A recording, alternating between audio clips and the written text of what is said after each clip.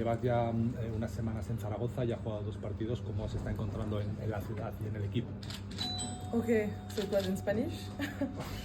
I really like the city here in Zaragoza. The team is really nice. Like everybody, like welcomed me like so well, and we won the 2 first games. So I'm really happy for now. Bueno, que está muy contenta, que la han recibido muy bien aquí y que además han tenido 2 victorias, así que muy contenta con ello. ¿Qué espera, la típica pregunta, ¿qué espera aportar, qué puede aportar al equipo?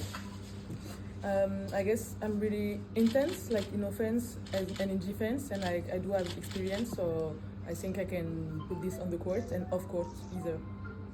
Bueno, pues su intensidad y además su experiencia es lo que más le puede aportar al equipo. Ya ha visto a las compañeras, ¿qué es lo que más le ha sorprendido del equipo, de las compañeras? Si es que le ha sorprendido algo. I don't get it. Sorry. Like, in English. what surprised you from your teammates? What surprised me from my teammates? Yes. I mean, nothing. I didn't know most of the players in the team, so I keep like learning about them. But like nothing really surprised me. Just like I feel really good in the team, and like I really have good feelings and good emotions with everybody in the team.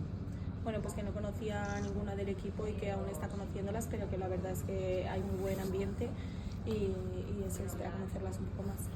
No sé si han hablado de objetivos, de los objetivos del equipo. Está claro que este jueves hay un partido importante frente a Venecia de la Euroliga. ¿Cuáles son los objetivos?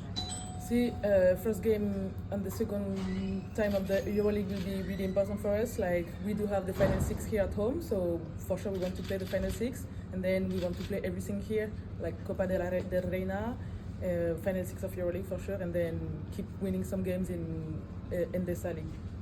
Bueno, pues habla de de esa Final Six que se juega aquí en Zaragoza, que quieren llegar a la Final Six, por supuesto también el objetivo de la Copa de la Reina y ir ganando partidos en liga regular. ¿Qué te pareció el ambiente del pabellón Príncipe Felipe, el partido contra el otro día, Valencia? María Rojas estaban muy increíble. Like el ambiance in the gym was really nice, like really amazing, many people in the gym, so it was so nice. Bueno, pues que estuvo increíble el ambiente y que estuvo muy bien, que había mucha gente. Muy bien. Ok. Thank you.